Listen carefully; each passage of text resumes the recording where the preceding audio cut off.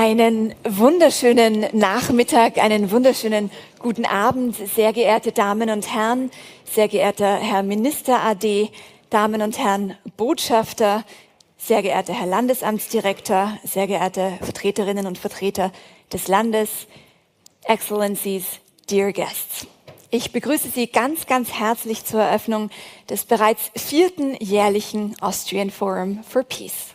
Mein Name ist Damita Pressel, ich bin Moderatorin und Journalistin und ich habe die Ehre, Sie heute durch den Nachmittag, durch den Abend sowie durch das Forum zu führen. Ladies and gentlemen, a very warm welcome to the opening of the 4th Austrian Forum for Peace. The opening, the welcome words will be held in German, but there is simultaneous interpretation available. So if you need to, please grab some headphones just outside the conference room in case you haven't done so yet.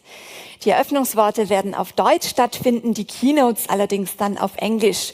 Sollten Sie also die Keynotes lieber auf Englisch verfolgen, wir haben Dolmetscherinnen und Dolmetscher für Sie im Einsatz. Die Kopfhörer finden Sie direkt vor dem Konferenzsaal. English is on Channel 1 und Deutsch ist auf Kanal 2. Es gibt nur 2 Kanäle, relativ einfach also herauszufinden. Ja, das diesjährige Forum findet unter dem Themenfokus The Art of Peace statt, die Kunst des Friedens. In Zeiten politischer Aggression und wachsender Unsicherheit wird die Notwendigkeit entschlossener Friedensarbeit immer dringlicher. Die Narrative der Abschreckung und der Militarisierung dominieren. Uns beschäftigt allerdings die Frage, wie nachhaltiger Frieden, wie echte Sicherheit jenseits rein militärischer Logik gestaltet werden können. Strategische Deeskalation, Diplomatie, Dialog und Mediation sowie zivilgesellschaftliche Konflikttransformation stehen dabei im Mittelpunkt. Das Forum begreift Frieden also als Handwerk und als Kunst zugleich und beleuchtet das Thema aus diesen Aspekten heraus. Bevor wir ins Thema eintauchen, ein kleiner Hinweis. Die Konferenz wird, wie Sie vielleicht schon gemerkt haben, professionell sowie auch von zahlreichen Handys fotografisch und videografisch mitverfolgt und begleitet. Falls Sie auf keinen Fotos oder Videos zu sehen sein möchten, dann können Sie uns das in den Workshops sehr gerne mitteilen. Hier in größeren Sessions, auf größeren Panels können wir leider Einzelwünsche hier nicht berücksichtigen. Da würden wir Sie einfach bitten, selbst darauf zu achten, wenn Sie das stört. Ja, damit kann es auch schon losgehen und als erster willkommen heißen möchte Sie der Direktor des Austrian Center for Peace, Tobias Lang.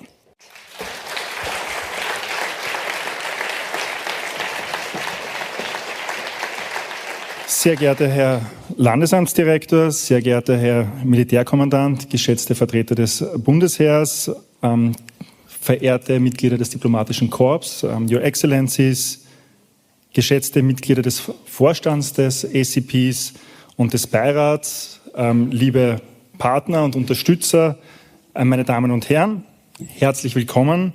Ich freue mich sehr, Sie als Direktor des österreichischen Friedenszentrums des Austrian Centers for Peace zum Austrian Forum for Peace 2026 begrüßen zu dürfen.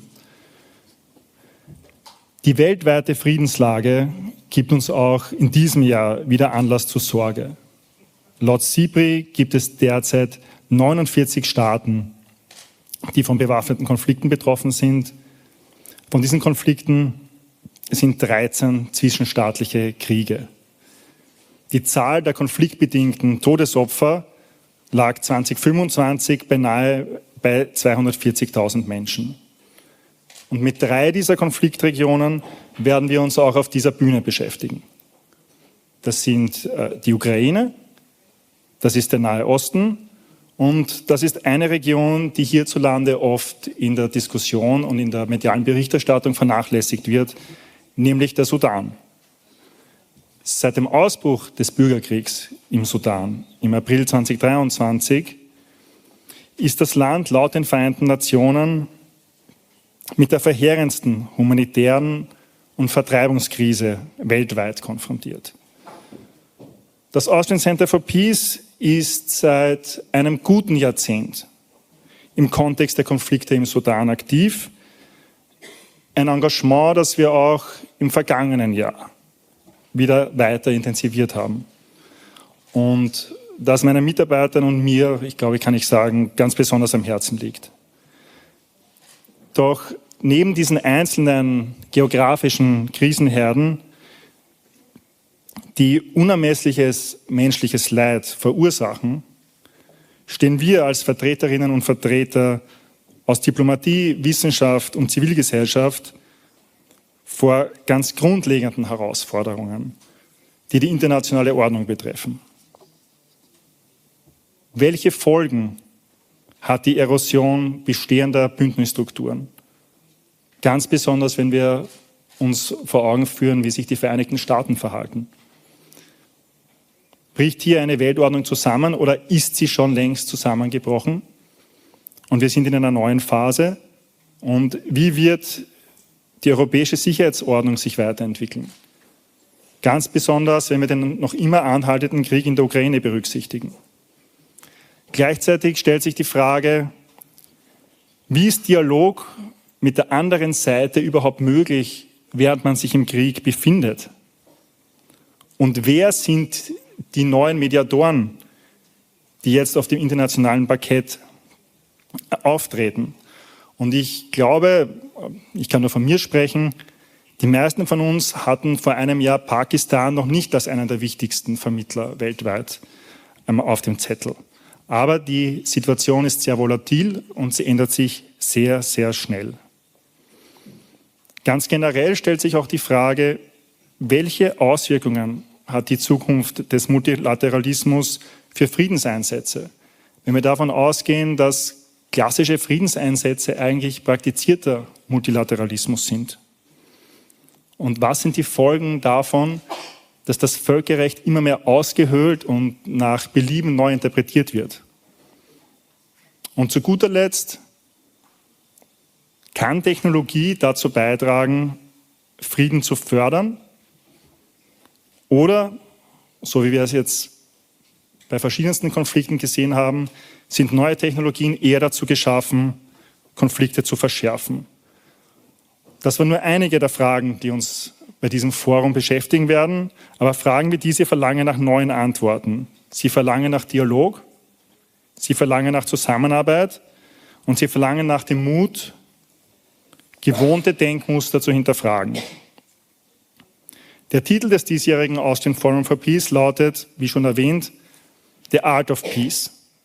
Es geht natürlich um den Zusammenhang zwischen Friede und Kunst, aber es geht eben auch um Friede als Kunsthandwerk.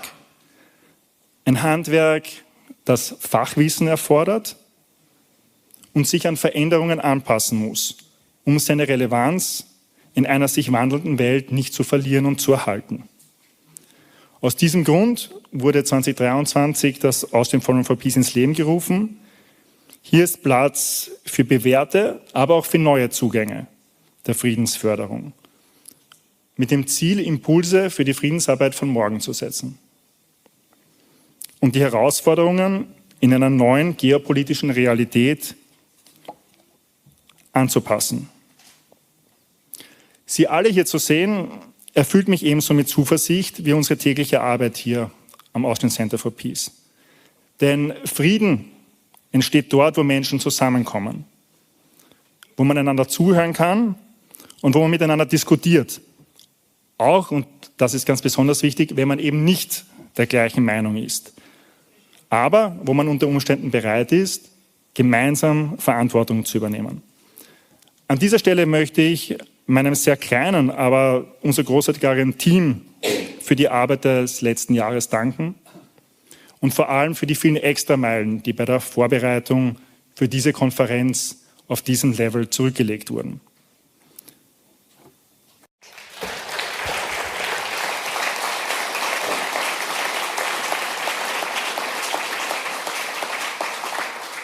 In diesem Sinne wünsche ich uns allen ein erkenntnisreiches, inspirierendes und auch verbindendes Austrian Forum for Peace 2026. Vielen Dank.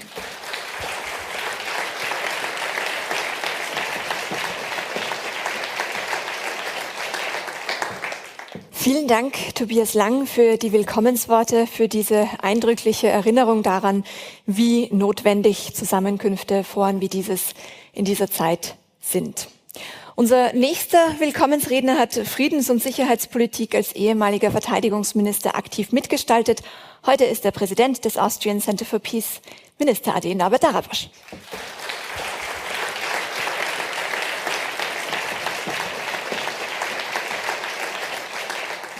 Ja, meine sehr verehrten Damen und Herren, werte Exzellenzen, liebe Vertreter des Militärkommandos Burgenland, verehrte Mitglieder des Beirates, liebe Vorstandsmitglieder des ACP.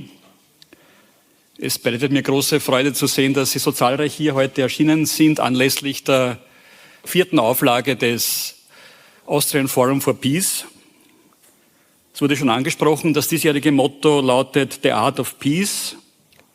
Was bedeutet das und was erwartet Sie in den kommenden Tagen? Auch das wurde schon angesprochen. Schauen wir nur Konfliktherde wie in den Sudan, den Nahen Osten oder die Ukraine.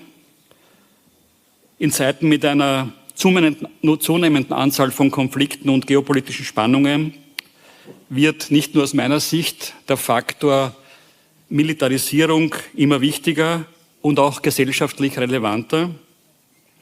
Umso wichtiger ist es, hier auch einen neuen Blickwinkel einzubringen oder einen weiteren Blickwinkel einzubringen, so wichtig die Verteidigung der nationalen Sicherheit ist. Und ich glaube, dass ich als ehemaliger Verteidigungsminister weiß, wovon ich spreche.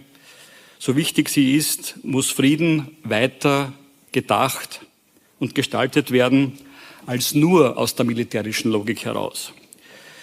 Wir am ACP verstehen uns als Institution, die Frieden sowohl als Handwerk als auch als Kunst, dem Motto des heutigen Tages gerecht werdend oder der ganzen Konferenz gerecht wird. Deshalb sollen im Rahmen dieser Konferenz professionelle Methoden der Friedensarbeit wie internationale Friedenseinsätze, auf die möchte ich dann noch aus persönlicher Sicht zu sprechen kommen, Konflikttransformation, Peacebuilding oder Mediation weitergedacht und thematisiert werden. Wir setzen dabei auf Ihre unterschiedlichen Fähigkeiten und Erfahrungen, Ihre Kreativität und Empathie, um neue Wege für Frieden und gesellschaftliches Miteinander zu erkundigen. Gestatten Sie mir an dieser Stelle einen persönlichen Ansatz, einige persönliche Anmerkungen. Frieden ist mehr als die Abwesenheit von Krieg. Dieses Zitat stammt nicht von mir. Ich entlehne mir diese Ausführungen der nächsten Minute von Klaus Mögling und Josef Mühlbauer, zwei führenden Friedensforschern, die in ihrem Band Komplexes Friedens- und Wissenschaftsverständnis einer kritischen Friedensforschung ausführen. Ich zitiere: Die kritische Friedensforschung geht von einem Verständnis aus, dass der Frieden nicht nur eine bloße Abwesenheit vom Krieg zu definieren ist, sondern als Zustand umfassender sozialer, politischer und ökonomischer Gerechtigkeit, insbesondere als Zustand, in dem die Frage nach der strukturellen Gewalt in Systemen gelöst ist. Das wird als positiver Frieden bezeichnet. Dieser positive Friede impliziert daher viel mehr als die bloße Abwesenheit psychischer Gewalt. Die kulturelle Gewalt begegnet uns hierbei als eine Art Rechtfertigung direkter und struktureller Gewalt. Und darauf aufbauend setzt die kritische Friedensforschung auf einen enzymatorischen Friedensbegriff. Unser heutiger Keynote-Speaker ist ein Vertreter dieses Begriffs und ich freue mich schon sehr auf seine Ausführungen. Er setzt dabei auch auf die Auseinandersetzung mit sozialer und wirtschaftlicher Gerechtigkeit und politischer Partizipation, was den Friedensbegriff betrifft.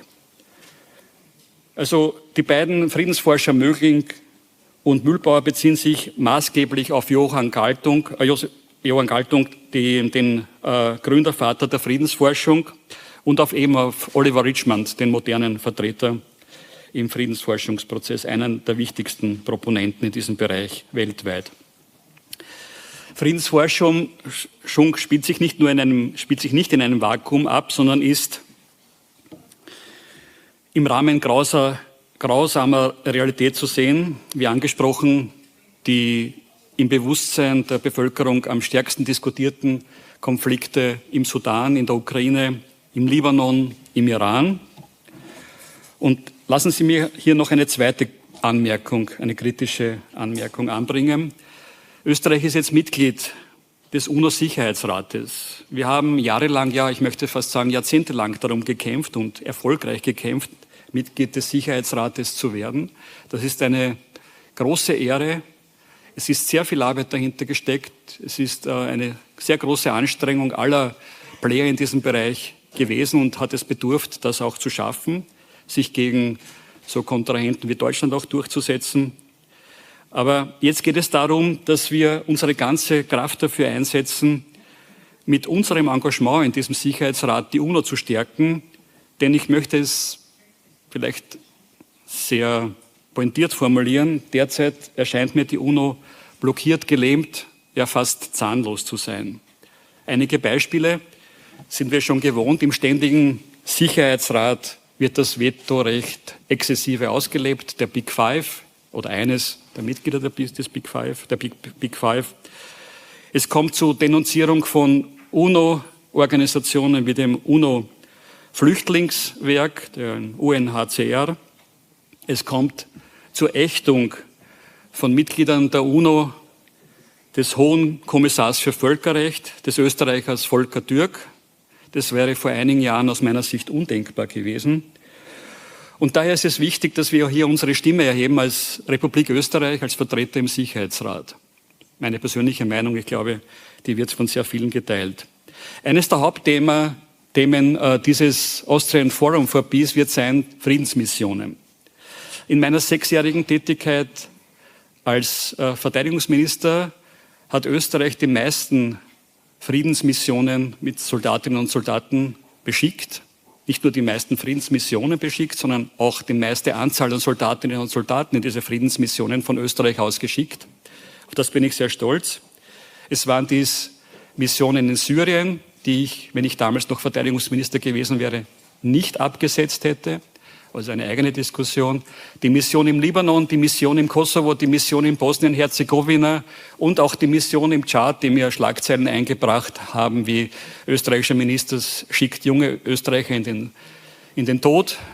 Das Gegenteil war der Fall. Wir konnten sehr viele Menschenleben retten. Wir konnten verhindern, dass Kinder zu Kindersoldaten ausgebildet werden und einiges mehr. Ich halte es als eine der wichtigsten zentralen Aufgaben der UNO, diese Friedensmissionen weiter auszubauen, zu stärken. Und ich halte es für eine der wichtigsten Aufgaben auch der österreichischen Verteidigungspolitik und eines neutralen Staates wie Österreich, diese Friedensmissionen auch mit Personal weiterzuführen und zu unterstützen. Vielleicht abschließend zu diesem Bereich. Derzeit haben sicherlich die Falken die Oberhand gegenüber den Tauben gewonnen. Wir müssen aber darauf schauen, dass in dieser weltpolitischen Lage Friedensarbeit nicht zu kurz kommt. Ganz im Gegenteil, dass wir mit Friedensarbeit auch zu einer Bewusstseinsbildung in die richtige Richtung beitragen. Und wir als Austrian Forum for Peace mit dieser Veranstaltung wollen dazu auch einen kleinen Beitrag leisten. Meine sehr verehrten Damen und Herren, Kunst kann ein Zugang für die neuen Wege in der Friedensarbeit sein. Neben einschlägigen Installationen der österreichischen Künstler Robin Lüttloff und Wolfgang Lerner thematisiert die Ausstellung des südsudanesischen Künstlerkollektivs des Silent Wow Fragen zum Umgang mit Gewalt, Erinnerung und Versöhnung. Weiters, ich habe schon angesprochen, freue ich mich auf die Keynotes des renommierten Friedensforschers und Autor des Buches The Art of Peace Formation von Herrn Professor Oliver Richmond. Übrigens, A Short Introduction in Peace ist erhältlich in jeder guten Buchhandlung. Ist eine ganz kurze Geschichte. Wer sich mit Frieden als Anfänger beschäftigt, sollte sich diese kurze Einführung in die Friedensthematik nicht entgehen lassen. Weiters freue ich mich, dass Audrey Azoulay hier unter uns ist, ehemalige Generaldirektorin der UNESCO und von 2016 bis 2017 französische Ministerin für Kultur und Kommunikation. In den kommenden Tagen bieten wir unseren nationalen und internationalen Gästen Podiumsdiskussionen etwa zur humanitären Lage im Sudan, zur Friedensarbeit in Zeiten von Krieg am Beispiel der Ukraine und Israels, zur Zukunft internationalen Friedensoperationen im Nahen Osten oder zu den Auswirkungen der US-Politik auf internationale Kooperationen, Sicherheitspolitik und das Völkerrecht. Geplant sind außerdem Expertinnen-Workshops in den Bereichen Kapazitätsentwicklung, Konfliktbearbeitung, Peace Tech, Environmental Peacebuilding, das den Zusammenhang zwischen Umwelt und Konflikten behandelt und zugleich die Arbeitsschwerpunkte des österreichischen Friedensforums widerspiegelt. Abschließend möchte ich mich herzlich bedanken bei allen, die dieses Austrian Forum for Peace 2026 möglich gemacht haben, bei den Partnern des österreichischen Friedenszentrums, allen voran dem Land Burgenland, dem Bundesministerium für Frauen, Wissenschaft und Forschung, dem Außenministerium und dem Verteidigungsministerium, bei unseren Sponsoren Almdudler, Bank Burgenland, Burgenland Energie, Kalkbrenner IT, Landesimmobilien Burgenland, Sacher, Siemens und der Wiener Städtischen Versicherung, beim Organisationsteam, es wurde schon von Herrn Direktor angesprochen, unter der Leitung von Bernadette Holzer und vor allem bei Ihnen, liebe Teilnehmende dieses Austrian Forum for Peace. Ich wünsche Ihnen und uns einen produktiven Austausch und auch wunderschöne Tage auf der Friedensburg Schleining.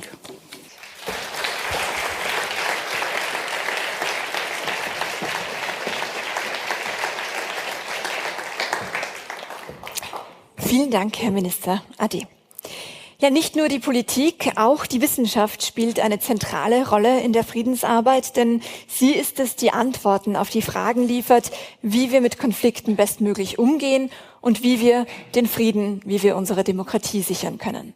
Und genau mit diesen Fragen beschäftigt sich der Conflict Peace Democracy Cluster, eine an der Uni Graz verortete Kooperationsgemeinschaft im Bereich Konflikt, Frieden und Demokratie.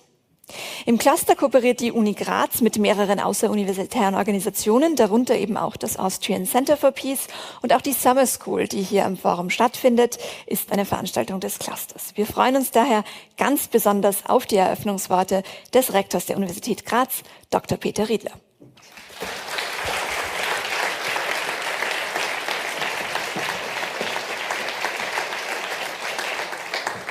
Meine sehr geehrten Damen und Herren, Exzellenzen, danke für die Möglichkeit, hier einige Worte an Sie zu richten.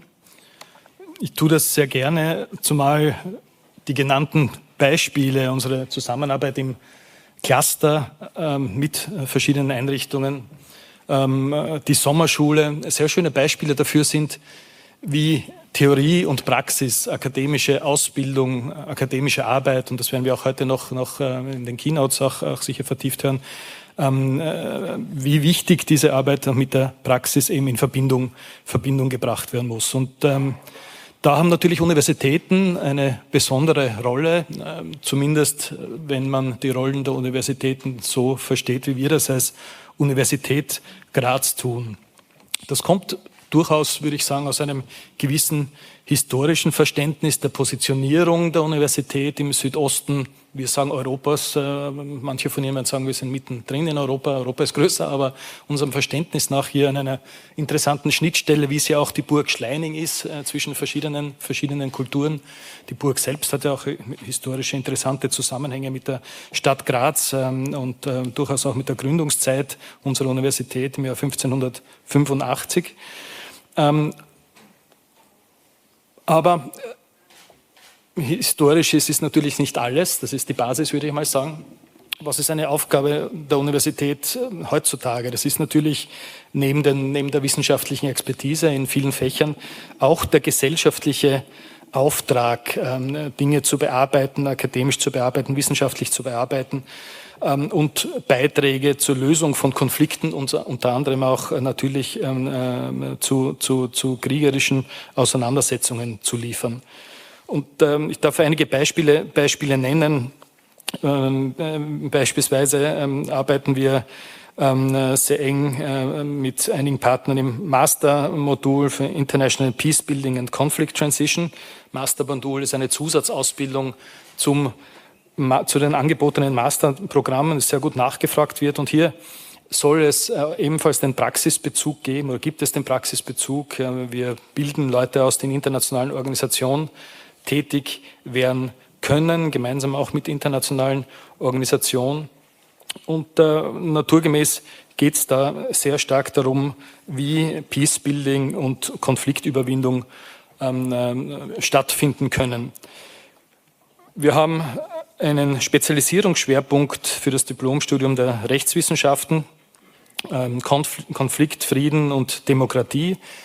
Auch hier spielt der Cluster eine große Rolle, der dankenswerterweise von Maximilian Lakic, dem ich auch sehr herzlich bedanke, bei uns in Graz koordiniert wird und hier sehr gut mit den anderen Strukturen zusammenwirkt. Und besondere Bedeutung, denke ich, haben auch die aktuelleren, neben dem Studienangebot, die aktuelleren Themen. Ich rede jetzt nicht von den wissenschaftlichen Publikationen, die natürlich ganz wesentlich zur Arbeit der Institutionen, des Clusters, natürlich der Fakultäten bei uns zählen, sondern auch die aktuellen Themen, die über Ringvorlesungen abgebildet werden. Und besonders hat mich gefreut, dass wir im Vorjahr zum Thema Extremismus eine Ringvorlesung bei uns organisieren konnten, gemeinsam mit Partnern. Und das erwähne ich deswegen, weil die Trägerschaft eine sehr breite war.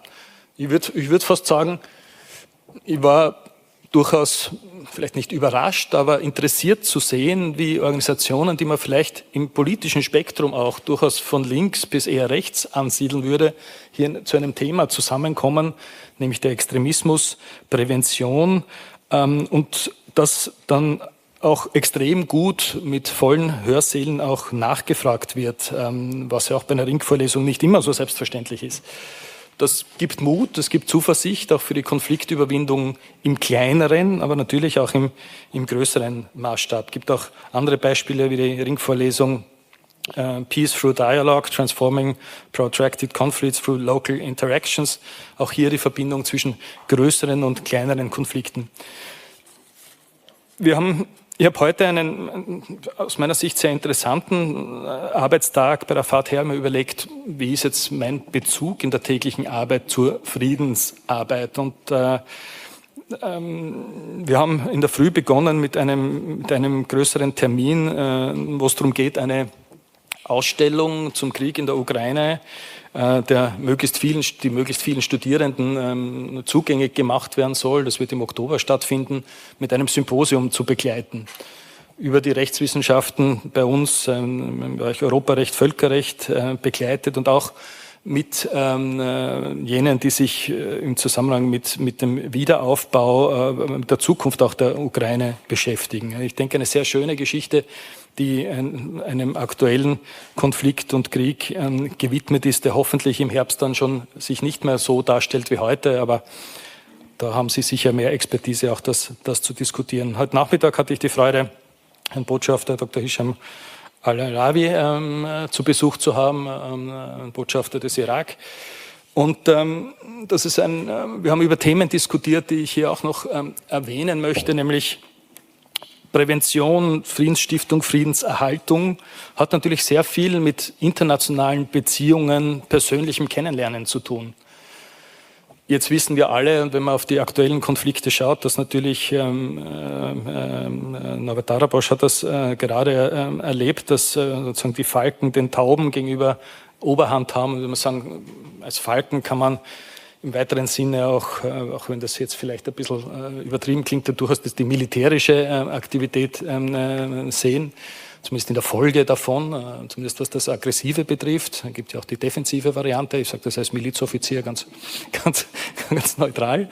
Aber es ist auch eine Chance, die sich heute darstellt, dass man aus den Konflikten heraus auch das Bewusstsein für breitere Friedensstiftung und Friedensprävention schafft. Und da können die Universitäten, die akademischen Einheiten eine sehr große Rolle spielen. Wir haben gesprochen über Studierendenaustausch mit dem Irak, der noch sehr schwach ausgeprägt ist, bedarf dann natürlich auch des entsprechenden Commitments. Wir haben darüber gesprochen, dass das Bewusstsein über das kulturelle Erbe, die Bedeutung des Irak wieder Oberhand gewinnen muss, auch bei uns. Dass die Bilder aus den letzten Jahren, bald Jahrzehnten sozusagen eine Prägung haben, die einfach nicht dem entspricht, wie es sein sollte und vielleicht auch den zwischenmenschlichen Beziehungen oft im Weg stehen. Wir haben darüber gesprochen, dass Studierende, die an einem anderen Ort, in einem anderen Land studiert haben, da vielleicht auch beruflich tätig wären, idealerweise vielleicht auch zurückkehren, die idealen Brückenbauer, idealen Vermittlerinnen und Vermittler sind in durchaus auch friedensstiftenden Projekten, idealerweise natürlich in der Prävention, um nicht im Nachhinein Konflikte reparieren zu müssen. Danke an alle, die die Konferenz hier jetzt schon in dieser Form zum 4. Mal organisieren. Sehr schön zu sehen, wie hochrangig besetzt und wie gut und groß das Interesse von verschiedenen Institutionen und Persönlichkeiten an der Konferenz ist. Danke auch für die Möglichkeit, hier in Zusammenarbeit die Summer School umzusetzen, und ich wünsche einen gelungenen Abend und eine erfolgreiche Konferenz. Danke.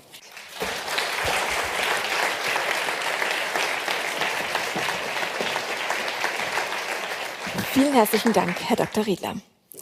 Ja, an einer Konferenz, die The Art of Peace zum Motto erklärt, da darf die Kunst natürlich auch nicht fehlen. Umso mehr freuen wir uns, dass die Poetin und Menschenrechtsaktivistin Jasmin Ohmer heute Abend einen künstlerischen Beitrag beisteuert zu dieser Eröffnung. Jasmin Ohmer nutzt Storytelling als Werkzeug zur Friedensarbeit. Sie hat an internationalen Friedensdialog- und Jugendinitiativen teilgenommen und sie flechtet diese Erfahrungen in ihre Kunst ein. Das Stück, das wir und Sie heute erleben dürfen, heißt When We Speak of Peace, wenn wir vom Frieden sprechen. I avoid eye contact more these days. People might see the uncertainty flicker in my gaze. I will never see the world as they do.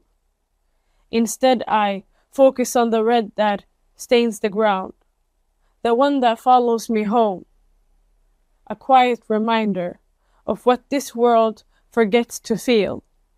Maybe we would care more if we learned to look away from comfort and into conscious to face the marks we've left on the earth, the traces of what we've done.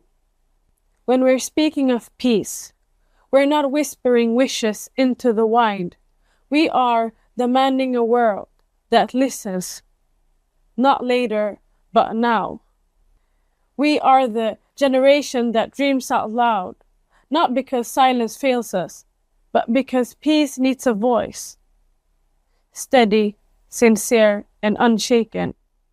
In classrooms, in conflict zones, in communities rising from the dust, young hearts are learning that peace is not the absence of fear, but the presence of fairness. Yet we live in a world where hope feels like a currency in short supply, scarce, guarded, traded only among the privileged. A world counting its crisis, measuring progress and headlines. Still, we hold on because youth was never meant to be easy. It was meant to be brave. And bravery, in times like these, is the purest form of peace. And peace, it is not polite. It is powerful. It questions, it challenges, it changes. It lives in courage, in justice that breathes. Because every dialogue begins with a dare, the dare to listen. And every generation must decide whether to inherit the silence or ignite the sound. We are writing the future with hands that rebuild bridges and refuse borders. We believe in peace because we've seen it in small moments, in the kindness of strangers, in the rebuilding of trust, in the laughter that returns after loss. So as this forum gathers, let us trade the rarest currency on earth that gains value when shared. Hope for those who came before us, for those who stand beside us, and for those yet to come.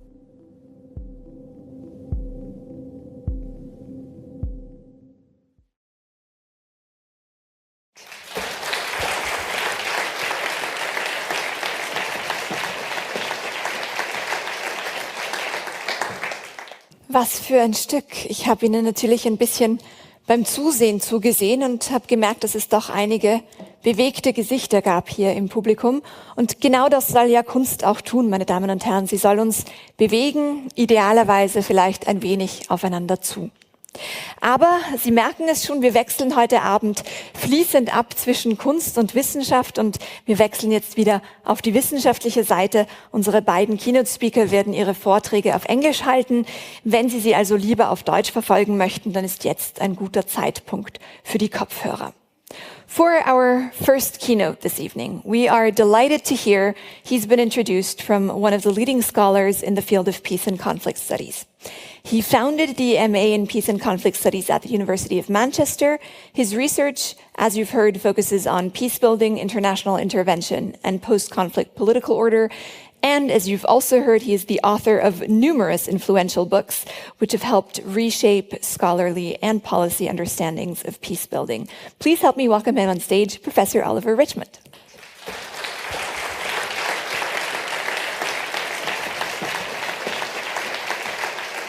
Well, hello, thank you. This is great to be here. Thanks to the organisers and to all of you for coming. What an august environment and place to do something like this, surrounded by beautiful architecture and history and art and engaged people. Of course, what the arts give us are sensory, but more than sensory, intuition. And I want to talk not just about the arts as a space for engagement, but also about how the history of the arts around peace has often prefigured the kinds of innovations that we needed to get beyond war at certain phases of history. I've made a little experiment, but I'll tell you about that in a second. Could you put the first slide, or do I do that? I'll just click it. Nothing's happening. Okay, all right. That's good. All right. So I got interested in thinking about the arts and peace, principally because I stumbled across some work that had been done in early environmental science, in which scholars had been suggesting that engaging with the arts would help them understand the natural world, particularly its degradation, the sorts of things we could do about it, questions of repair and how nature repaired itself. And there was this sort of intuition running through some of the environmentalist literature early on, which was suggesting that we needed to get beyond science and we needed to get beyond language if we were to have those innovations built on intuitions drawn from the sensory experience of living in this world, whether at peace or war or under the conditions of environmental degradation in this case. So it was a call for interdisciplinary work, but also work which went across the formal boundaries of science and the arts. One of the first questions that I was confronted with as an undergraduate student, which was mediated very successfully by my supervisor, who was then a well-known professor called John Groom, was, is mediation an art or a science? And of course, we students fell out over this. And, some of us thought science was the answer. This is going back to the 1980s when, we maybe thought that the sciences were the way to go. Others thought that the arts were the answer, depending on whether you had a more humanities or a more social science background. And John Groom said, well, actually, it's going to be both. And who knows what the sequence will be, but they will be entangled. And that was my introduction to it. And then I started, years later, trying to build an archive of peace art. And this was a sort of side interest of mine, which moved to the center. We're all quite disillusioned with the way world politics has been going, with the way in which some of the, I suppose, the kind of foundational ideas that we had about democracy and human rights and civil society and institutions, development and humanitarianism, the rule of law, transparency, I can give you a long list of what we call kind of liberal peace precepts, have turned out, perhaps in practice, not so close to their theories. And I think also in scholarship, we've become somewhat disillusioned with the constant inability to break through that border between practice and theory. So we have a lot of good theories about peace. Galtung was the father of these great theories. But we find it very difficult to get them into practice, whether it's into practices associated with peacekeeping or mediation or diplomacy or civil society activity, or the building of institutional orders. And it seems to be often a case of a few steps forward and many steps backwards, as we're currently experiencing now.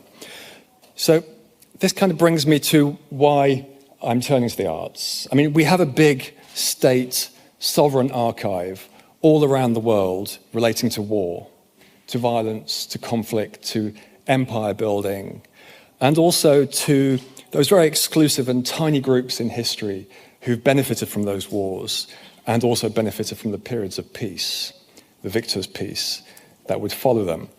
What we don't have is much of an archive of peace in terms of the artistic and visual aesthetic representations of peace. So the question then is, if peace isn't just a science, but it's also an art, where do we draw our knowledge from?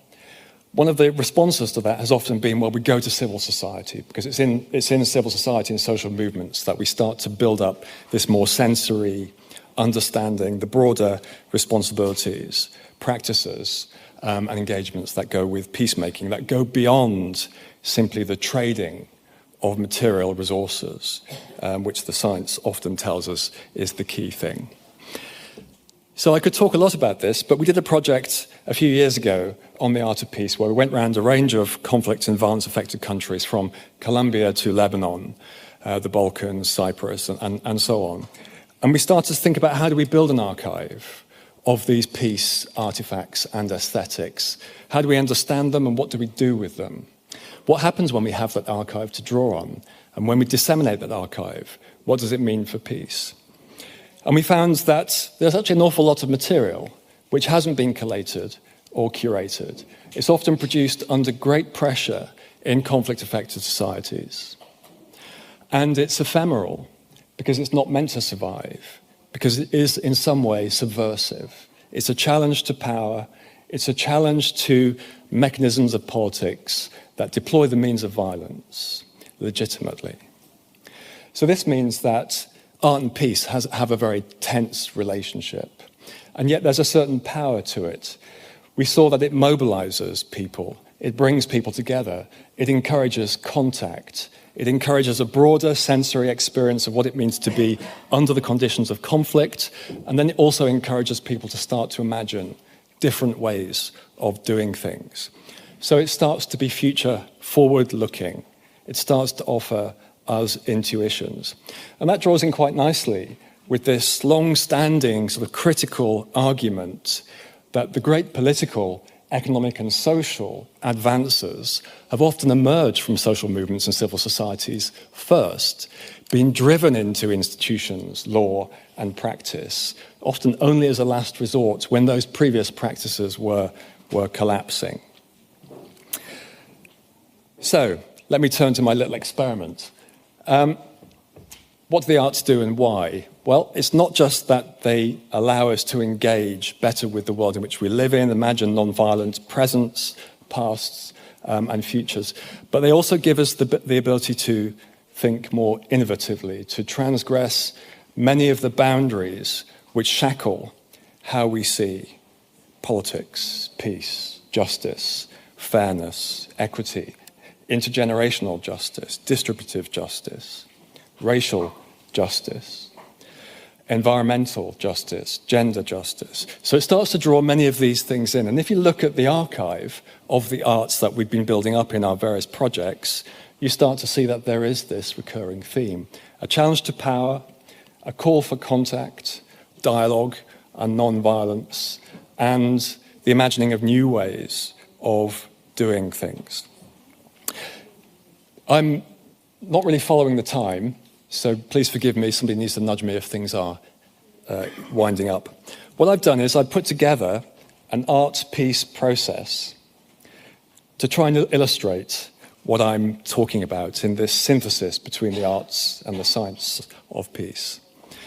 It follows the fairly standard sequence of a peace process. So we have the war, the conflicts, then we have public reactions, we have maybe a peacekeeping operation, we have attempts at mediation, we have agreements and treaties, we have perhaps constitutional reforms and new legal systems. We have the building of regional and international institutions. We have then the feedback loop of public reconciliation, acceptance of the terms of the peace process, the shifting of politics into a non-violent terrain. And then we have the moment of peace, if you like, when we get to that situation. And from that also then we see the themes that I would draw out from this, particularly relating to innovation. And just as a caveat to this, before I show pictures, so the question of innovation in peace and conflict studies, in international politics, and across the sciences and social sciences is something which I think hasn't received enough attention until quite recently, at least. But there are different theories about innovation. There are different understandings. We're starting to have a clearer understanding of how it happens. And if any of you are familiar with the debates in peace and conflict studies, where we have debates about formal peacekeeping, mediation and diplomacy, institution and state building, we also have civil debates about how we bring in societies and we legitimate the different processes that lead to peace. This understanding of innovation pretty much tracks that same process. So it's very interesting that the history of innovation seems to suggest that innovations come from disparate and fragmented regions all around the world where different problems are being faced at the micro scale. And the question really is, what kinds of advances occur across different areas which can then be transmitted up to the larger scale, up to the state, regional or international level, until the point where we get a major global response to a global problem. So the idea is it comes from the local, it's fragmented, it happens very slowly, it depends on numerous other breakthroughs in different but related areas. You can think about the eradication of smallpox, if you like. And it culminates in the final eradication of smallpox with a massive global effort in the 1970s by the WHO, which actually brings to an end thousands of years of death. Very large portions of the human population were killed by smallpox. And then it was eradicated. But it took hundreds and hundreds of years to bring everything together to be able to do that. So theories of innovation are telling us pretty much the same thing that theories of peace and conflict studies have been telling us. And also, they track the institutional development of different organizations which are interested in peace, the United Nations, the European Union, and many, many other multilateral engagements. It's very interesting. So we're starting to get this kind of relief now, this big picture as well as a small picture and these connections. I think we might have got there more quickly if we'd built an archive of peace. Let's have a look. So here's my peace process. So we're starting off. Oh, we seem to have moved on. What's going on here? Can I go back to the start? Yep. Okay. So we're starting off with war. Here we are, the Trojan War. Everyone knows about that, and need not tell you any more. But this is a marble relief with scenes of mayhem, murder, and destruction. Good, thank you. I'll just nod at you then, if that's better, yeah. Here, so I'm skipping across time now, across hundreds of years. Here is a relief in a church in Siena, done by Lorenzetti in 1303, I think. It's called The Effects of Bad Government in the City. What Lorenzetti is saying 700 years ago is if you have a bad government, you'll end up with war. So death and destruction, disease, the four horsemen of the apocalypse are in this relief. We move on. Here we have a very controversial one, and this is all about interpretation. This is a kind of last stand of imperialism painting. So this is the Defense of Rorke's Drift, a famous piece of painting. It's identified in a state gallery as kind of attempt by imperialists to glorify a last stand in a battle where a few imperial soldiers displayed their great heroism, the glory of the empire, the British Empire in this case, and also their capacity for struggle. But of course they lost. If we move on. Here's mourning. So this is going back again several thousand years. So this is what happens when we have war. I mean, grief, impact on human beings, on families, and the human cost is something which we don't often see. And yet, we're going back to 460 BC, and here we have a marble relief of mourning. The lyric poet Pindar, he said that war is great for those who don't have to fight it. So here's kind of a satirical take, a political take on the kind of war as a tool of the city-states, of empire in those early historical years. Move on.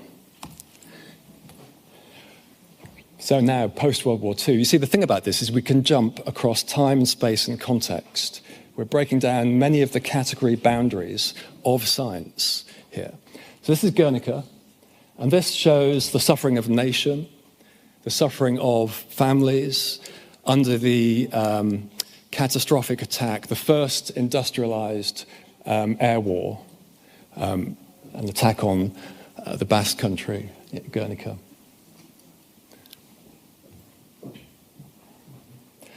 So now we're moving to victims. So, this is an execution in a European war, Francisco de Goya. And if you look at this, you have the darkened soldiers executing the unfortunates. They're lit up by inner light. This is not just a documentation of war. This is a representation of victimhood and eliciting or engaging with an audience who would be looking at this and thinking, well, where's due process? Is this just? Could this happen to me? Why is this happening?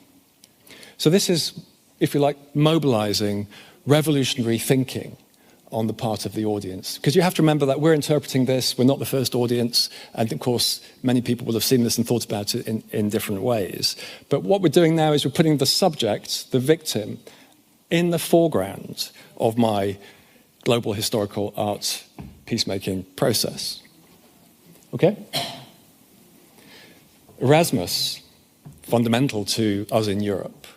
But, the idea that we get beyond sectarianism, we move beyond our linguistic, religious, and social divisions, and that war is a shame on humanity. So, he's giving us this sense that in this is a play, that peace is personified, visits Earth as a goddess, and tells us to stop being so stupid and stop destroying ourselves, amongst many other things. This is kind of a sophisticated analysis, by the way, which we're seeing 500 years ago. Now this one. So this is about diplomacy. Diplomacy is important to peacemaking. It gives us mediation. It leads to written agreements, treaties. They become law. They become institutions. They become embedded, and they shape how we engage, respond, and react to a peace treaty. Holbein's ambassadors, if you could just go back to that, I just want to show you one thing, thank you. So you can see here the ambassadors, 1533. It seems like it's a straight painting of opulent diplomats. You can see all the instruments of power, the representations of power on the shelves behind them. And in the foreground, you can see what? An anamorphic skull. A skull which you can only see, really, if you look at it from the side. So there's some kind of subliminal messaging going on here. What's Holbein saying? Is he saying these powerful diplomats are going to mediate an agreement and it's going to be to all our benefits, or are they working for themselves and they'll bring you death and destruction? There's a critical commentary going on here. Okay? And here we have, I think, one of the first depictions of a mediation, of a negotiation that I've found. This is in Somerset House in London, and it depicts a treaty of peace between England and Spain in 1604. Again, you see the opulent diplomats, the statesmen. It's very male, very wealthy, very, very much set in a location of power, a context of power. No one else who would be affected is present. And look at the peace treaty. It's on the table. In front of the chap right at the front there. It's a tiny piece of paper. If you get up close, you can see a few things scribbled on it, not much. The peace treaty is very narrow, it's very small. Not much can be included on that, other than perhaps an agreement about boundaries, perhaps an agreement about some royal weddings, this kind of very basic, kind of negative peace type activity. Again, this is a critical commentary, I think. 1604. Okay, moving on. this is a stock peacekeeping photo. I mean, there are literally thousands of these from every peacekeeping operation all over the planet. And it shows, peacekeepers patrolling. This is in Cyprus. They're patrolling a ceasefire line. They're doing their bit for the global community. And you look at that and you immediately understand what they're doing. I mean, they're soldiers. They're keeping the peace. They're keeping things calm as far as they can. And you can see the kind of the scar of the ceasefire line, which is where they're standing in Nicosia in Cyprus, where they've been standing actually since 1964, and they're still there. Okay, next one. Also from Cyprus, this is a modern mediation negotiation. So compare this with the one I just showed earlier from the English-Spain treaty. So you can see it's still quite male.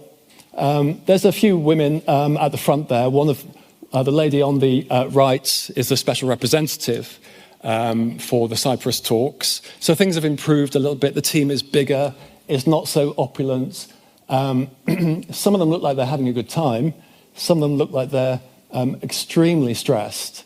But that's a classic UN mediation photograph. Again, many stock photographs like this from the last 50 years from all over the world. It hasn't changed that much, has it? It tells us something. Okay, moving on. This is fun, isn't it? This is from an artist in El Salvador, and it's the painting that I found in the Modern Art Gallery in Panama. And this shows the complications of peacemaking. So you think it's a game of chess. You think that it's merely about moving the board, the pieces around in the board. This is the science, if you like. But then you think about all the other things that are going on, and you look at the text on the wall, the pictures on the wall, and all these sorts of things, the different figures standing on the chessboard, and you realize that it's a much more significant process than just simply an exchange of territory or soldiers, troops, and various other very strategic things like this. And the artist is saying here, and I know this because I spoke to him because I use it as a book cover for one of my books, but he's looking at the complications of peacemaking and suggesting that we need a much more 3- or even 4-dimensional view of peacemaking to get anywhere. Okay. So now I'm going back several thousand years. If anyone recognizes this, this is one of the first peace treaties that we have on record. It's the Treaty of Kadesh, 1259 BC. Started a long line of treaties that were called perpetual or eternal treaties. You'll recognize that from Kant's Perpetual Peace. Okay. And just to illustrate the point, this is from a Google search. These are all treaties of perpetual peace. You see these monastic documents from the kind of medieval, Middle Ages, and so on. There was a fad for treaties of perpetual peace. Just about every imperial and great power in Europe wants to have one with their friends and their enemies, and they would call them perpetual.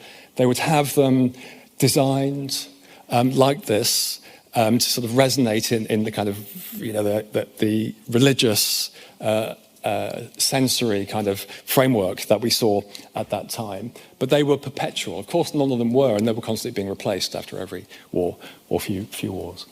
Okay, moving forward. So we get to the signing of the treaty. This is the Dayton Peace Accords. And you can see Bill Clinton there, looking on sternly as the proponents of the Balkan Wars signed the Dayton Treaty. The Dayton Treaty, by the way, was mainly a strategic treaty, and the constitutional reform bits were in a small annex right at the end of this very, very long, I think it was 500-page document. So, of course, I could have shown that, but it's not here. But there's a sort of imbalance in the post-conflict peace and the strategic elements here. And you can see the array of great powers who were required to be in the room to make sure the proponents of this war signed up. Milosevic there on the left. We'll see him again in a second. I'm heading towards the end. So what we're starting to see is a sense that peacemaking is not just about people around a table, but it's a parliamentary process. You'll recognize this. This is the Westphalian treaties. This is where we start to think about peacemaking as a parliamentary process. So it becomes regional. And to get to the point of consolidation, breadth and depth, you have to have more inclusion. Of course, the inclusion is all of the same type, but we're starting to get to the point now where we're thinking institutionally, not just about a treaty for a localized conflict, but about its wider ramifications across a region and the need for regional architectures. And here's the aftermath, or the kind of watching of a signing. This is the signing of the Treaty of Versailles. These are people in the antechambers, soldiers, watching the end of World War II and World War I and the signing of the treaty. If you move on to the next one, that's the actual signing that was taking place with, this is a photograph. So this is where we start to get into the kind of discussion about what photography can do. I think these are very powerful images because we know how controversial and problematic this event was. Okay. And here we have the next stage of the parliamentary peacemaking process. This is a UN General Assembly resolution for Ukraine in the current Ukraine war. It has a very sort of 1960s kind of sci-fi kind of feel to it, this photo. I like it, but it tells us that there is a global effort underway. And I think, in the record, in the historical record, this kind of representation, again, it's very stock, but it will be very significant. Okay, drawing to an end. Now we're thinking about the civil and the social elements of it. This is 19th century Russian painting against war, but for disarmament. Moving on. You'll know that from the UN in New York. Again, kind of social representation of peace. Move on. This is the moment after the French Revolution of the transfer of power from the corrupt elites to the people, the oath of the tennis court. Moving on. Bob Marley did a peace process on stage. He got the leaders, the warring leaders of Jamaica on stage and made them shake hands during one of his concerts. Moving on. Voting in South Africa. Look at the snaking queues. Does it tell us something? It's very kind of sensory, that, isn't it? I mean, the convoluted nature of democracy and yet the esteem in which it is being held. Moving on.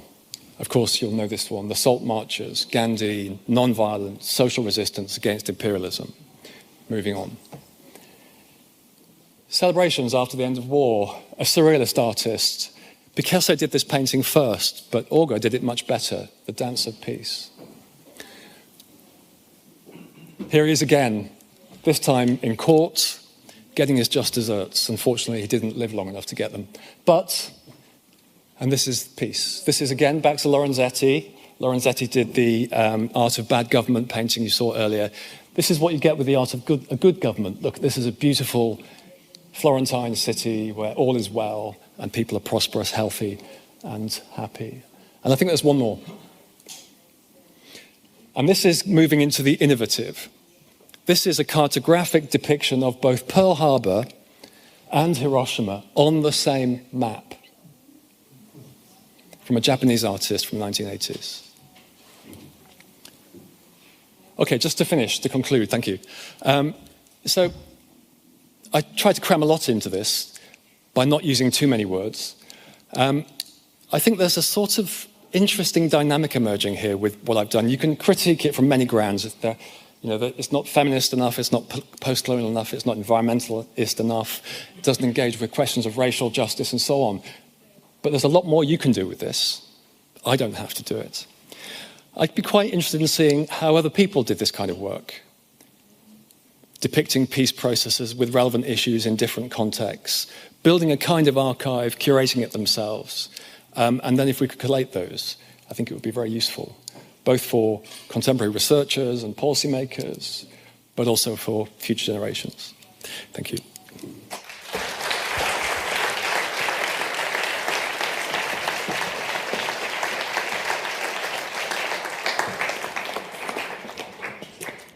Well, thank you so much, Professor Richmond, for taking us on that journey through history, through time, through art, but also through conflict and peace.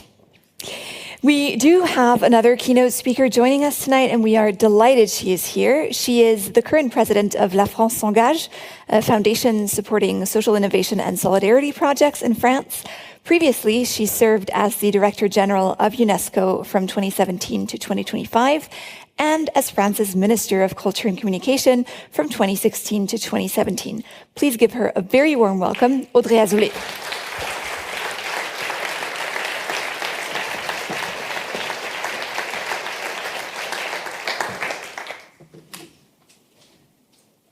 Excellencies, ladies and gentlemen, first, it's a great honor and pleasure to be here with you today. I've been asked to discuss the topic of our conference from the point of view of my experience, a very concrete experience at UNESCO over the last 8 years, and it is my pleasure to do so. If you'll bear with me, I will not speak in my mother tongue, contrary to my predecessor, but which is French, as you can hear. But we had a president 100 years ago who famously said that English was just French with a strange pronunciation. So I will try to honor him, Clemenceau. First, the theme, the art of peace. Very refreshing when we are at a time where what is famous is the art of the deal and not the art of peace. And I think we all see the difference. Professor, in the photos, you could have included Versailles 2 weeks ago. Nearly more than 100 years after Versailles, 1999. When we follow the news these days, the temptation to succumb to discouragement or self-retreat can be very strong, I think, for all of us. Yes, yet in the place where we meet, the moment in which we meet and around the subject that brings us together, it is important, I think, to resist this temptation. There are places, maybe in the world, where the idea of peace can sound abstract. This is not one of them. Here in Central Europe, history has left visible marks, borders that have shifted, languages that have crossed one another, memories of empire, memories of occupation. The moment in which we meet, we're facing immense challenges, from the revolution in artificial intelligence to the accelerating disruption of our climate, and how we will respond to that will be a war and peace issue, will be a defining answer for the future of humanity. And yet, I think we all know that as well, rarely have we witnessed such shortcomings in our systems of collective governance. But I believe that the theme of today, the art of peace, is one of the very few capable of offering a credible source of hope and inspiration. And here in this beautiful castle, which protected from the enemy, but also protects us from the heat in a very nice way, I would like to begin with an Austrian voice. More than 80 years ago, Stefan Zweig looked back on the Europe he had known, a Europe of literature, Europe of café, of cosmopolitan confidence. Few writers believed more deeply in the civilizing power of culture. Few defended more passionately the idea of a Europe united by books, by ideas, conversations, translations. Yet, he watched this world collapse until he reached a point where he felt he could no longer continue living in such a world. So we cannot pretend that culture prevents war. Otherwise, Europe would have never known Auschwitz or Sarajevo. Libraries did not stop hatred. University did not prevent propaganda. On the contrary, and even in recent cases, we see how they can be instrumentalized in the service of dehumanization. When art ceases to be grounded in freedom and human dignity, it loses its very essence. Yet, no durable peace has ever been built without cultural foundations, without memory, and I think it was also clear in the presentation just before, and even in the voice of the young artist who spoke of the traces that we leave. Without memory, without education, without the capacity to live in complexity, without institutions and practices that allow people to recognize one another as members of the same world. So culture is not simply what flourishes after peace has been achieved. It is, I think, part of the necessary infrastructure to make peace sustainable. It shapes the conditions in which coexistence can endure, the memories we transmit, the symbol we understand and share, the stories we tell, the artistic forms through which we imagine the future. And it is still today one of the few languages which can lead to discussions and even consensus. I've seen it in UNESCO, in our fragmented international community. Over the past decade, first as Minister of Culture in France and then as DG of UNESCO, I worked with my colleagues and friends to try to move this idea, this importance of culture, from the margins of international debate, international agenda, closer to the center of our collective agenda, including our security agenda. But not only the security agenda. When you think of Agenda 2030, we have a lot of points, one on education, which matters a lot for UNESCO, but we have none on culture. I think it was a mistake, and we are actually working now on the post-2030 agenda to try and have what we call a standalone goal on culture. For many years, culture and security appeared to belong to different worlds.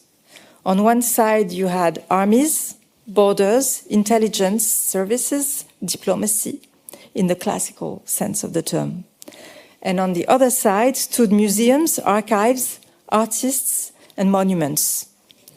But we have witnessed so often how violent actors understand the strategic power of culture before many institutions do. They understood that if one seeks to dominate a society, it's not enough to seize its territory. One must also attack its memory. This is at least as old as the Punic Wars. Carthago delenda est. Carthage must be destroyed. All the symbols that remind people how they once lived have to be erased. The Buddhas of Bamiyan were not destroyed by accident.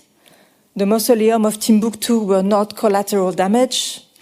Nimrud, Palmyra, and Mosul were not random attacks against ancient stones. They were attacks on memory itself.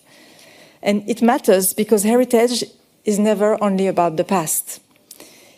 It's the material record of a history that no longer fits the narrative of extremist ideologies who need history to be simple, to be unique.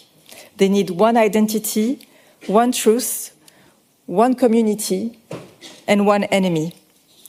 Heritage says otherwise. This is why extremists attack it. They do not destroy heritage because it is irrelevant. They destroy it because it is powerful.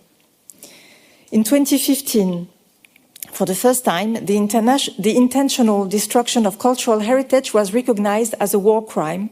It was with the case of the mausoleum of Timbuktu. In 2017, the Security Council devoted an entire resolution, co-penned by France and Italy, to the protection of cultural heritage worldwide. Among other things, it stressed the link between looted antiquities and the financing of criminal and terrorist organizations. But culture is not only a victim, a deliberate victim of conflict. It can also be part of the way we understand conflict, prevent it, and repair what it leaves behind. After violence, societies cannot be rebuilt only with cement, police, and elections. They need also symbols, shared spaces, reasons to believe in the future. In my personal experience at UNESCO, no city taught me this more powerfully than Mosul in Iraq. When ISIS occupied Mosul for more than 3 years, it did not simply impose its criminal rule over a city. It tried to erase the very long-term memory of this city. ISIS targeted libraries, universities, museums, churches, all the places where Mosul's plural identity was visible. Mosul had long been a city of different communities, languages, traditions, and faith. ISIS wanted to replace that complexity with one single story. And I remember very well, a few weeks after I started at UNESCO, I took part to an international conference on the rebuilding, on the reconstruction of Iraq. Oil, roads, infrastructures were discussed, but not culture. And we were talking about Mesopotamia. Not culture, not education.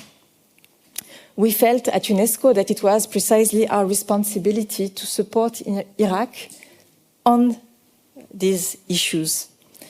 How would otherwise reconstruction succeed if the symbolic wounds deliberately inflicted by ISIS to the very identity of the country remained untouched?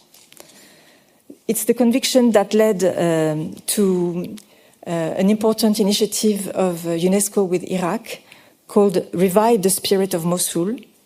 It took place between 2018 and 2025 and may continue. And it's the largest ever operation ever implemented by UNESCO in the field. Not only to rebuild monuments, schools and libraries, but to help revive the civic spirit of the city. When people rebuild together, they begin to live together. They reconnect with their past, and they are more confident that the history that they thought had disappeared could be transmitted to their children. I remember with great emotions many moments of this in 24 and 25.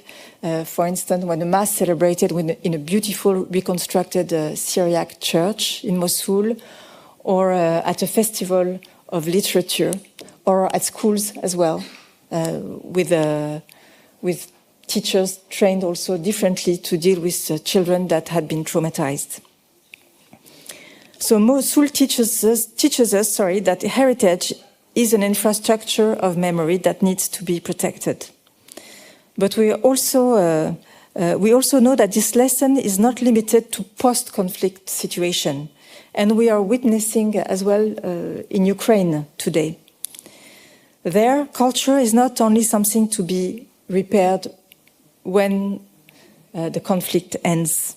It's also one of the ways in which a society can resist destruction while the war is still being fought, but also can resist the denial of their own sovereignty and identity as a state.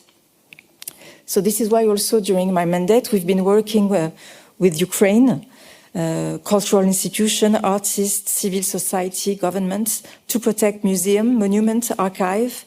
And we've been able to actually raise quite a lot of money from the international community. I could have mentioned it as well for Mosul, which means that there is an interest of the international community as well to support this kind of work after conflict or during conflict, in the case of Ukraine. In Lviv, for instance, we've helped to create a culture hub in a restored historic building as a place for cultural actors from across Ukraine to meet, to work, to train, to exhibit, and to continue creating. It's a small thing, but it's more than a cultural center. It's also a space of continuity, a space of sovereignty. This effort, I believe, is not secondary to the humanitarian and security response. It reflects a reality that when a society is fighting for its survival, preserving its cultural life is also a way of preserving its capacity, not only for memory of the past, but also to imagine the future. This is why culture matters not only after war, but during war itself. the arts also create possibility. Artists matter in those moments not only because they can help deliver political solutions, because they expand our field of perception. They help us perceive things differently. They give form to emotions that politics cannot yet express. This capacity to imagine, I think, is also important in confronting another challenge of our century, climate disruption. We also need artists there. Because regarding climate disruption, we are faced with a profound paradox. We have a lot of scientific knowledge. Yet, we all find it difficult to grasp in human terms the full meaning of what is happening. We can measure rising temperatures, disappearing coastlines, and collapsing ecosystems with extraordinary precision, but we have a difficulty to transform this knowledge into action. Art does not reproduce the visible, it makes visible. Few observations seem more relevant today than Paul Klee's famous words. And this is precisely what artists have always done. Long before climate change entered our political vocabulary, works such as Soil and Green, the movie directed by Richard Fleischer, invited us to witness a world transformed by environmental collapse. Jean-Jacques Cousteau's movies about the marine beauties also revealed to millions the fragility of the ocean. So through films, through art in general, there is something that is achieved that politics or science cannot achieve alone. Artists have this ability to make distant realities emotionally present. They can enlarge our capacity to care.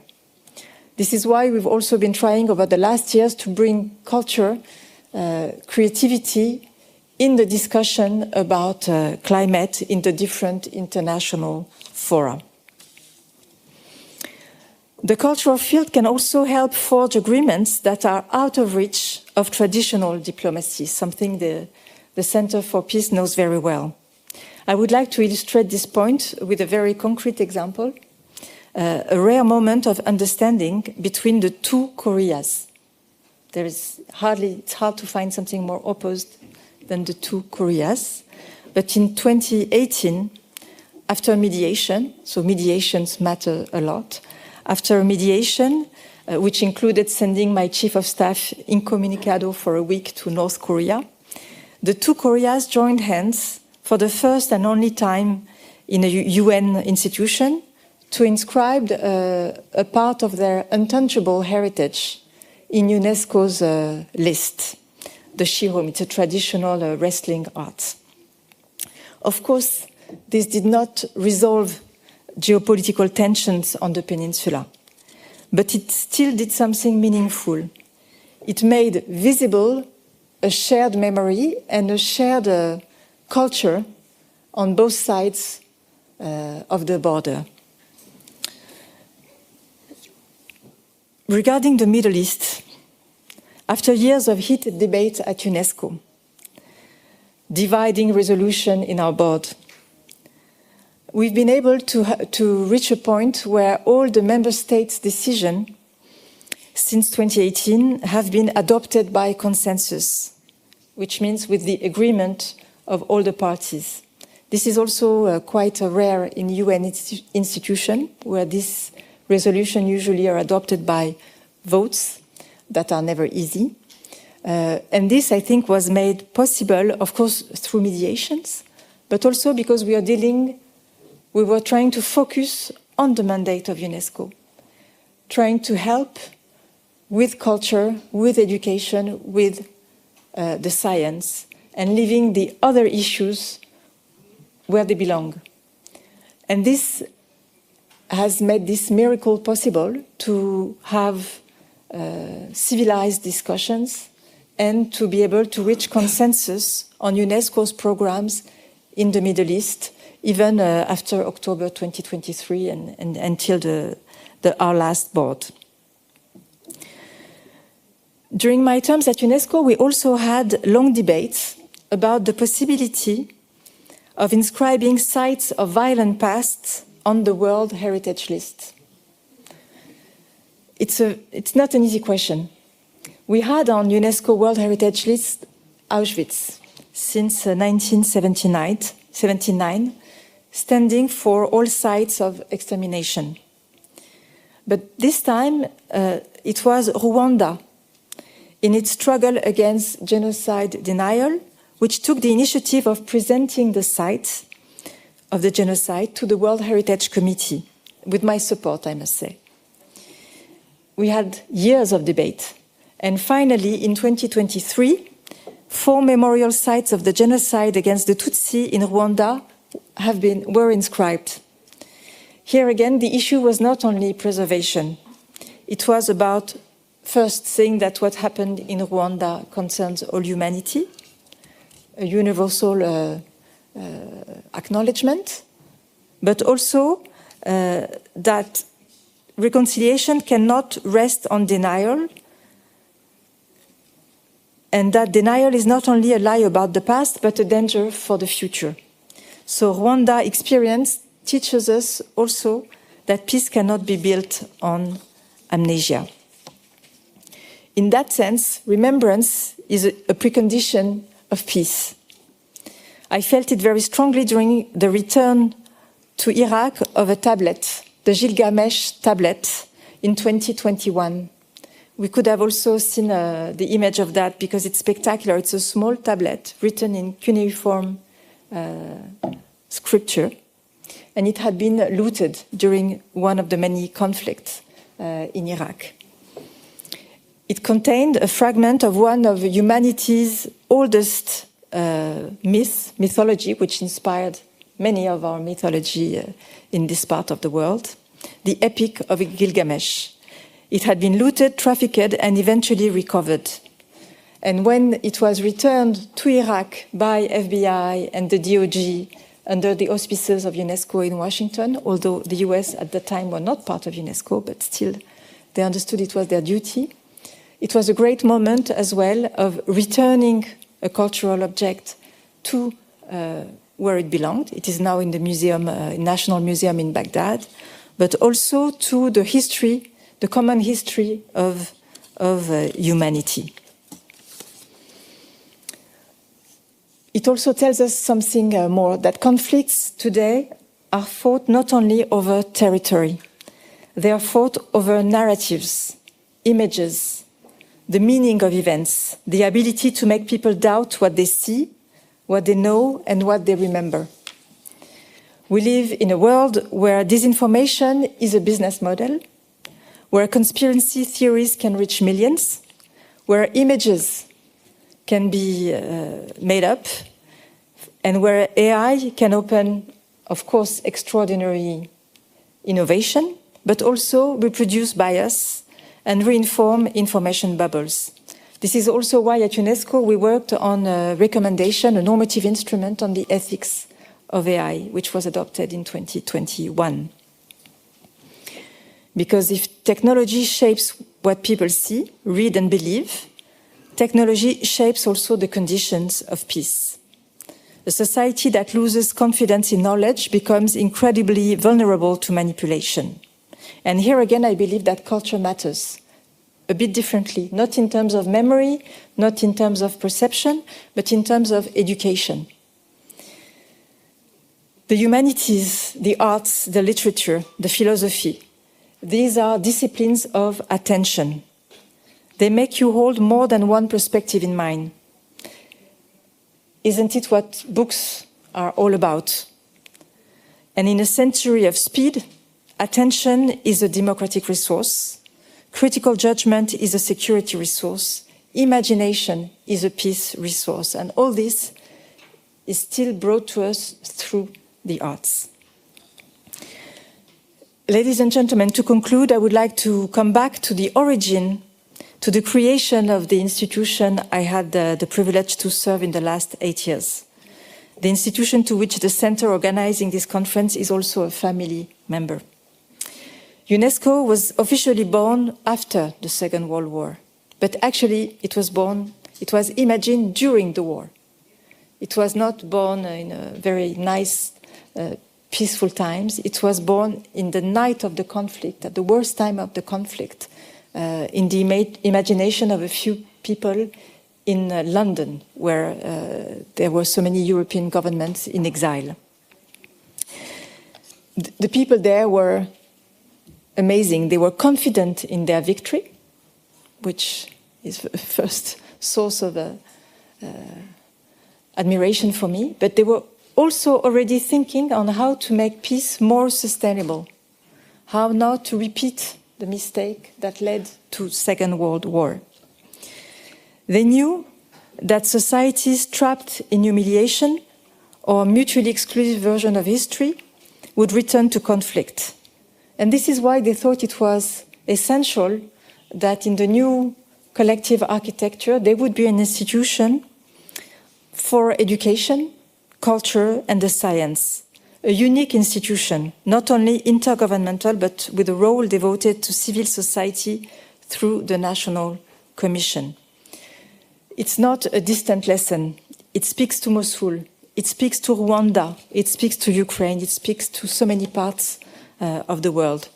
This is why culture should not be treated as something peripheral to security, but as part of the deeper architecture upon which lasting security depends. This is, to me, the art of peace. Not the illusion that culture can spare us from the tragedies of history, but a conviction that memory, education, and imagination are invisible but very powerful infrastructures for peace and remain one of our best investments in the future. I thank you for your attention.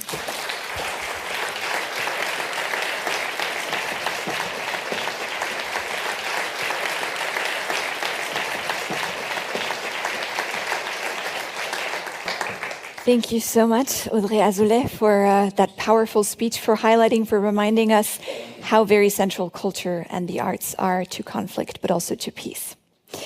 Ja, und auch bei uns am Forum fehlt es nicht an Kunst. Wir freuen uns wie jedes Jahr, unser Forum mit einem kulturellen Programm zu bereichern. Sie haben die Gelegenheit, 3 Installationen von Künstlern zu erleben, deren Arbeit sich mit unseren Kernthemen auseinandersetzt, mit Konflikt, mit Kooperation, mit Resilienz. Das ein oder andere Werk haben Sie vielleicht, die Aufmerksamen unter Ihnen vielleicht bereits gesehen, denn viele davon befinden sich in diesem Saal. Aber wir möchten Ihnen die Installationen gerne kurz vorstellen und dafür begrüße ich jetzt ganz herzlich bei mir auf der Bühne Wolfgang Lerner und Robin Lütolf.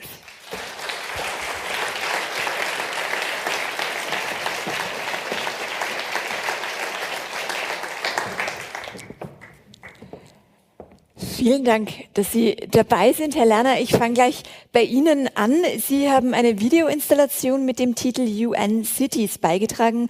Wir sehen Sie hier hinten im Saal für diejenigen, die das im Blickfeld haben. Die anderen können es gerne später dann noch entdecken. Warum haben Sie sich denn entschieden, sich ausgerechnet auf diese physischen Gebäude zu konzentrieren? Could I answer in English or? Absolutely. Okay. So the project is called UN City. It's like a starting point to a broader project, which is called UN Cities. And in this bigger project, I want to explore the whole architecture of the United Nations. This one is just about the Viennese UN building site, the UN City, and it started just out of curiosity about the big vision of the United Nations and the contradiction of the visual identity, the architectural language, and what it could present. It could present both the openness and the closeness, but also the kind of global network in a really local landmark of the city of Vienna. It's somehow a city in a city, it's our own island in the city, and this was somehow the first idea how I started the project. Is there a particular aspect or particular nuance of the building that struck you or that stayed in your memory? I just came back from Paris, so I really appreciated all these insights to UNESCO. I had the opportunity to film there for 3 days, and for me this building reflects a lot what this global architecture about. If you think about the building in New York, it was the first building in the international style. What does it mean? It could be anywhere. It's a building that is just like a cubic monument. And that could be on one hand good, on the other hand it could be somehow boring, but maybe boring is good in this kind of context because you don't have any local references open for anything. Definitely a building one doesn't miss in Vienna. Thank you so much. Robin Lütolf, German, English? What's better? Ich glaube, dass die Idee war, dass wir die Eröffnung auf Deutsch, zumindest diese Zwischenintervalle auf Deutsch durchführen, wenn das für Sie okay ist.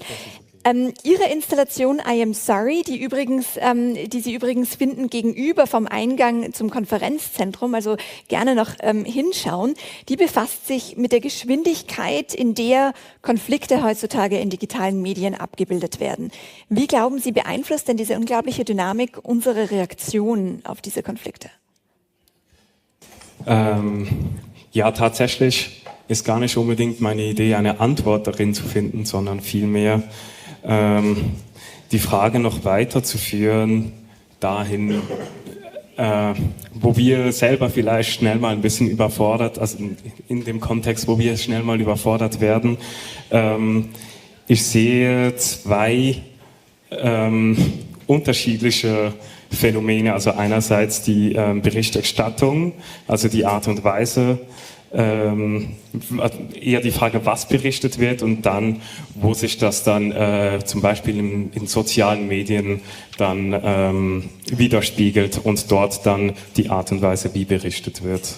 Und das ist etwas, das mich bewegt, weil ich glaube, dass wir als Gesellschaft einen ganz neuen Umgang damit haben, wie Bericht erstattet wird und auch wie sich das dann letztendlich in Diskurse und letztendlich eben auch in politische Aktionen und so weiter, ja, dass es da dann irgendwie auf eine Art und Weise liegen bleibt. Dann auch zeigt, ja, vielen Dank. Sie sind da sicher nicht der Einzige, den das bewegt. Ihr Projekt, und Sie werden sehen, meine Damen und Herren, wenn Sie sich zu Gemüte führen, ist dann doch von einer bemerkenswerten Schlichtheit. Wie ist es in dieser Schlichtheit geändert? Was hat Sie dazu bewogen? Dadurch, dass wir innerhalb der sozialen Medien, in denen wir uns bewegen, extrem viel Inhalt haben, den wir so vielleicht gar nicht mehr fassen können. Dadurch, dass wir uns dort so bewegen, dass wir ja, vielleicht eine Information ganz kurz ich sag mal, erleben und dann kommt aber auch schon die nächste und die übernächste und so weiter, glaube ich, dass es ganz, ganz schwierig ist, überhaupt ein Gefühl für erstens einzelne Informationen zu entwickeln, aber gleichzeitig dann aber auch für ein Gesamtbild, gerade im Kontext von Konfliktsituationen weltweit. Und ich glaube, diese Schlichtheit war meine Intuition dafür, möglichst alles wegzunehmen, um einige Pfeiler von all den Phänomenen, die in dieser Medienwelt stattfinden, mal ein bisschen konzentrierter zu greifen. So ein Stück Simplizität in unserer reizüberfluteten Welt. Vielen herzlichen Dank. Ja, meine Damen und Herren, Sie können sich von den Ausstellungen dann natürlich selbst überzeugen. Inzwischen haben die Herren aber einen ganz herzlichen Applaus verdient.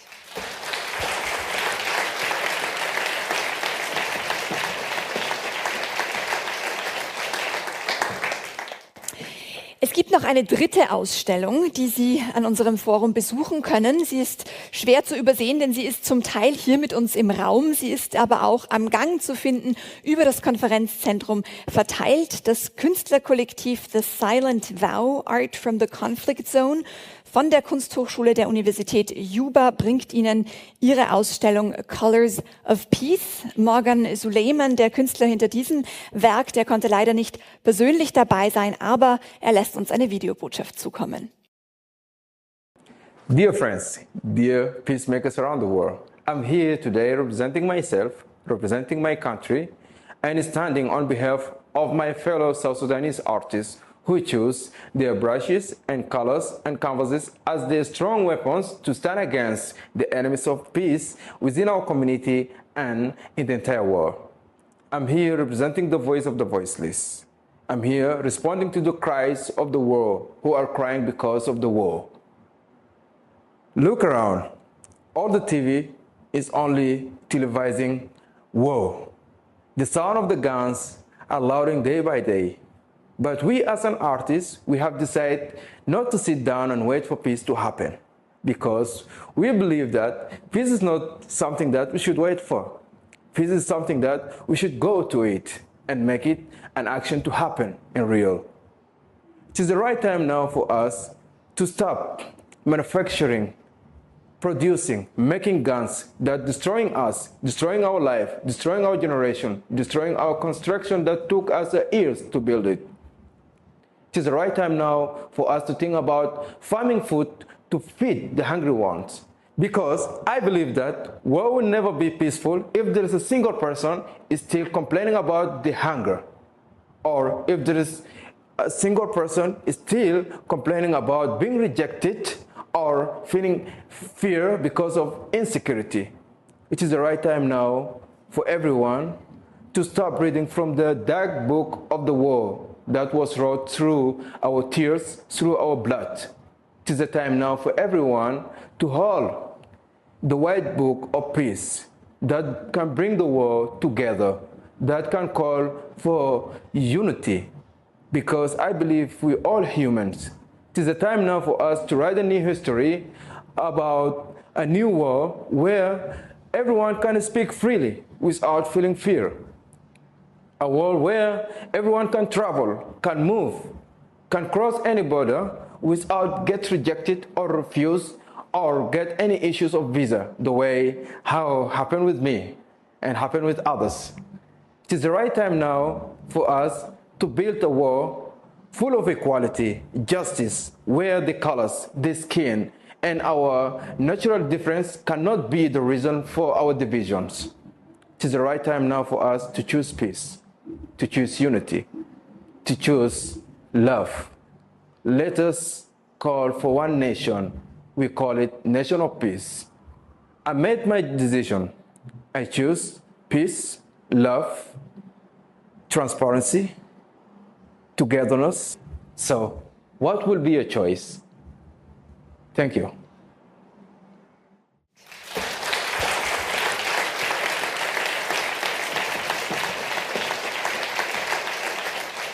Ja, meine Damen und Herren, Sie haben es gehört, Sie haben es gesehen, ganz, ganz starke Überzeugungen, die hinter diesen Kunstwerken, diesen wundervollen Kunstwerken stehen, die Sie besichtigen können.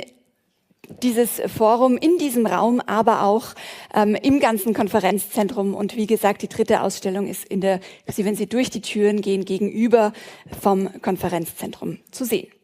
Der Ausstellungskatalog, falls Sie mehr Informationen wollen zu den Kunstwerken, liegt im Konferenzbüro auf. In Ihren Programmen finden Sie ebenfalls Informationen. Und ganz, ganz wichtig, die Kunstwerke sind alle käuflich zu erwerben. Also wenn Sie vorm Nachhausefahren eines davon nicht loslassen möchten, dann können Sie das mitnehmen. Ja, damit sind wir auch beinahe beim Empfang angelangt und ich weiß, ich bin das Einzige, was noch zwischen Ihnen und einem kühlen Getränk steht, deswegen fasse ich mich kurz. Ein paar letzte organisatorische Punkte. Wir beginnen für diejenigen, die am Forum teilnehmen, morgen pünktlich um 9 hier mit einer Podiumsdiskussion zu Friedensarbeit und Mediation in einer sich neu ordnenden Welt. Wir bitten Sie also, falls Sie morgen mit uns in den Tag starten, um kurz vor 9 wieder hier anwesend zu sein. Für diejenigen, die noch nicht im Konferenzbüro vorbeigeschaut haben, bitte machen Sie das doch morgen ab 8. Es befindet sich direkt beim Eingang ins Seminarzentrum, ist beschildert und Sie können sich dort registrieren, falls noch nicht geschehen, die Konferenzmaterialien abholen und überprüfen, in welchem Raum Ihr Workshop stattfindet. Für unsere Teilnehmerinnen und Teilnehmer, die heute nicht in Stadt Schleining übernachten, um 10, also um 22 Uhr, erwartet Sie ein Rücktransport nach Bad Tatzmannsdorf und nach Oberwart. Morgen früh holt der Transport Sie um 8.15 Uhr in Oberwart und um 8.30 Uhr in Bad Tatzmannsdorf. Sie sollten für Ihre Transporte bereits angemeldet sein und die Zeiten entnehmen Sie ebenfalls dem Programm, falls Sie sich unsicher sind. Für diejenigen, die unsere Kopfhörer verwendet haben, bitte seien Sie so nett und geben Sie sie wieder ab. For those of you who did use headphones to follow the interpretation, please make sure you hand them back at the exit. We're very grateful for your cooperation. Genießen Sie jetzt den Empfang vom Landeshauptmann Hans-Peter Doskozil. Das Land Burgenland lädt Sie ganz, ganz herzlich ein. Wir bauen den Empfang im Burghof auf und danach können Sie den Abend im Burghof und im Weinkeller ausklingen lassen. Wunderschönen Abend, bis morgen. Thank you so much and good night.